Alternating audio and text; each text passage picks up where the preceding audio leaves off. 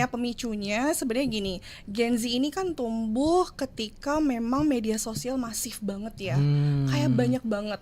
Dulu mungkin zaman saya ketika remaja masih hanya ada pin BBM, I something like that, see. Facebook.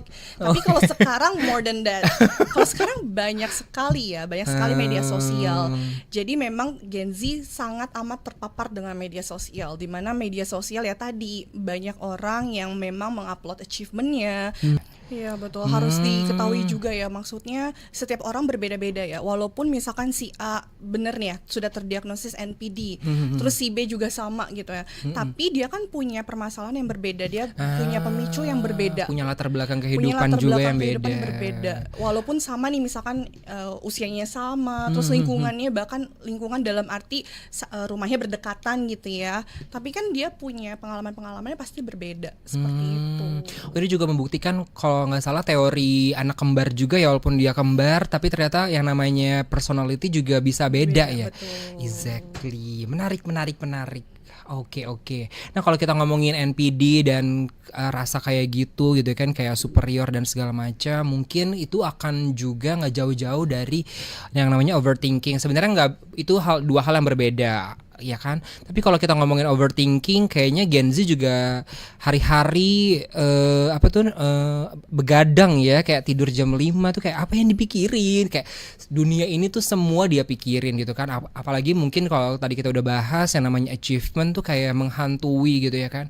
Mungkin beberapa Gen Z juga saat ini masih menjadi pejuang cari kerja, melihat temennya udah sukses banget, terus kayak gue begini-begini aja gitu, dan akhirnya mungkin memicu yang namanya overthinking. Mungkin Kak Feni juga bisa jelasin nih terkait dengan overthinking pada generasi muda saat ini.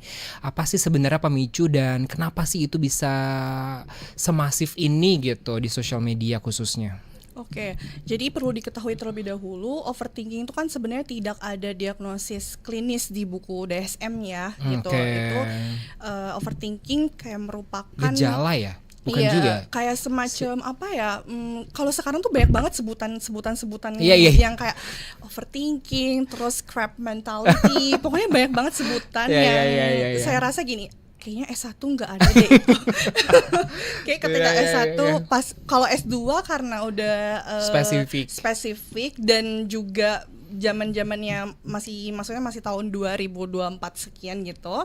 Jadi ngerasa oh ya pernah denger sih gitu. Tapi pas dilihat di buku DSM nggak ada apa ya maksudnya gitu. Jadi banyak sekali istilah-istilah. Tapi memang overthinking sendiri itu merupakan sesuatu yang terus dipikirkan gitu ya. Apapun itu dipikirkan, entah itu masa depan dipikirkan, masa lalu bahkan dipikirkan, ataupun bukan masa depan baru terjadi, terus kayak ngerasa tadi kayaknya aku jelek tadi kayaknya aku kurang deh gitu.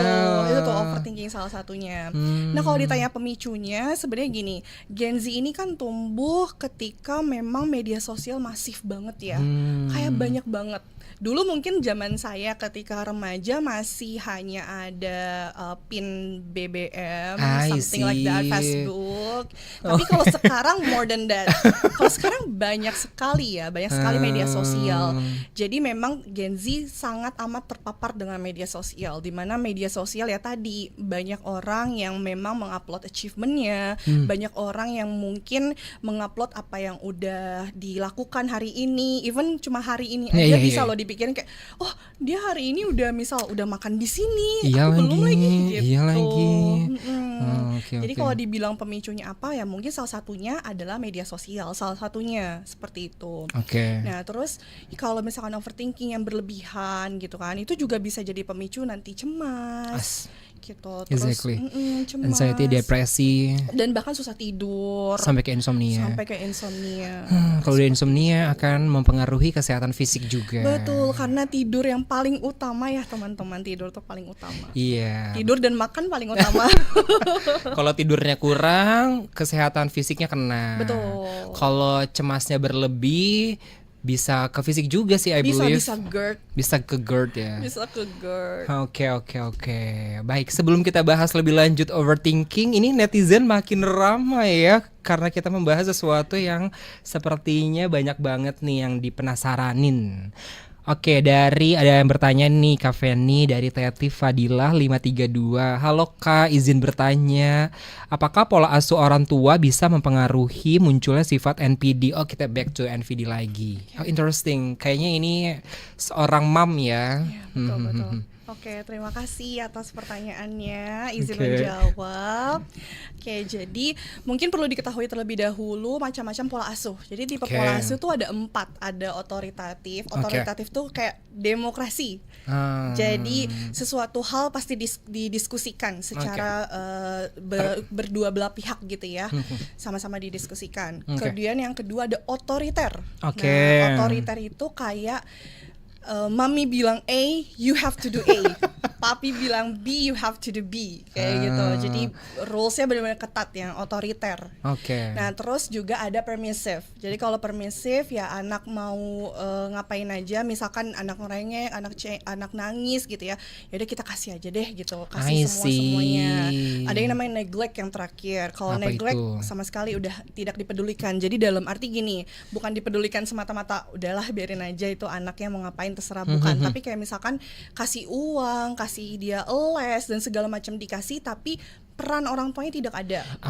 Kayak hanya memfasilitasi, tapi kayak mama papa tidak hadir. Mama papa tidak hadir seperti itu contohnya. Nah, itu tipe pola asuh. Nah, sebenarnya tidak ada yang salah di antara keempat itu, karena sebenarnya perlu kombinasi. Karena kalau misalkan didengar dari istilahnya kan, oh kayaknya otoriter lebih bagus, otoritatif lebih bagus ya, karena kan demokrasi.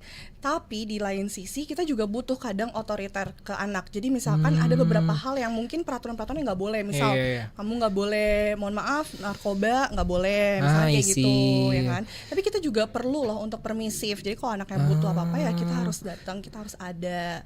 Dan perlu juga kadang neglect biar mungkin anaknya bisa lebih mandiri seperti itu. Menentukan ya, berani bersuara juga ya. Jadi sebenarnya balik lagi untuk pola asuh apapun itu tidak ada yang salah gitu ya, kecuali kalau berlebihan. Jadi kalau yang berlebihan itu tidak baik. Jadi apapun itu ya, kita kalau makan berlebihan kenyang banget gitu kan. Nah, sama seperti pola asuh. Itu juga kalau yang misalkan berlebihan itu yang tidak baik. Nah, apakah pola asuh tertentu akan mempengaruhi NPD? Nah, sebenarnya gini, mungkin contoh gampangnya adalah NPD itu kan selalu butuh pujian ya. Nah, kita lihat ketika kita kecil, orang tua kita sering gak sih kasih kayak pujian atau kasih validasi gitu. Kalau tangki, istilahnya tangki ya, yang sering disebutin di psikologi itu tangki. Betul. Tangki gelas gitu ya. Kalau misalkan tangki itu terisi dengan penuh, nah ya insya Allah sih anaknya akan baik-baik saja. Tapi kita nanti nggak tahu ya, seiring berjalannya waktu mungkin di rumah baik-baik saja orang tuanya, tapi lingkungan sekolah, lingkungan pertemanan gitu kan, itu kan tidak tahu. Tapi memang fondasinya dari rumah dulu gitu, dari orang tua fondasinya. Jadi kalau misalkan anak dari kecil sudah divalidasi terus-terusan, terus misalkan aku dapat 100 hari ini, terus mama papanya kayak bilang, wah kamu hebat ya, hari ini dapat 100, selamat ya gitu. Terus kayak mungkin dikasih reward kecil-kecilan gitu ya, mungkin kayak sekedar makan kesukaannya digorengin atau lain sebagainya gitu. Tapi kalau sebaliknya, ketika anak tidak mendapatkan tangki itu, tangki cintanya kurang, ataupun bahkan tidak penuh, atau bahkan tidak ada isinya, nah itu bisa jadi karena kan dia ada luka ya.